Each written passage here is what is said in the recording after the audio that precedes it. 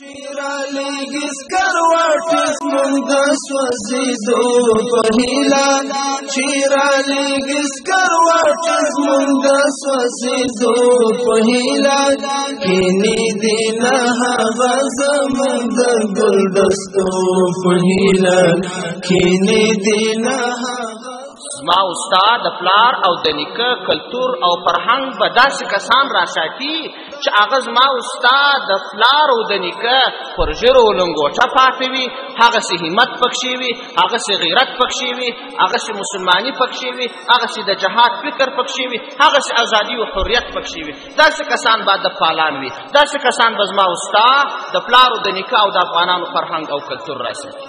او که دی پروژه د پی آر ټي څخه اخلي، ژیره او لنګوټه یې د بوش او د مکناټن جوړه کړې وي او په چوکۍ کې د پردیو ناست دی، قلم یې د پردي په لاس دی، شکل یې د پردي دی او تا ته فرهنګ او کلتور زما استاد افغانانو ساتي. نو دغسې ادب سوزان د ستا د پلار او د نیکه د ادب او د کلتور نمایندګان نه دي، ساتونکي نه دي. دی خپله زما استاد د پلار کلتور فرهنګ او عنعنې ته د ولګیت خاشه وهلې ده. ته د شکل ته وګوره، د حریت ته وګوره.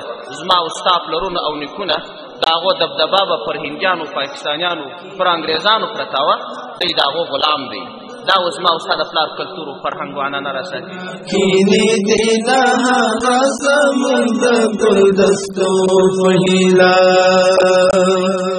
دا خیال دې اوس لا هر جابر سم د مازغو وباسي، دا خیال دې اوس لا هر جابر سم د مازغو وباسي، دا خیال دې اوس لا هر جابر سم د مازغو وباسي.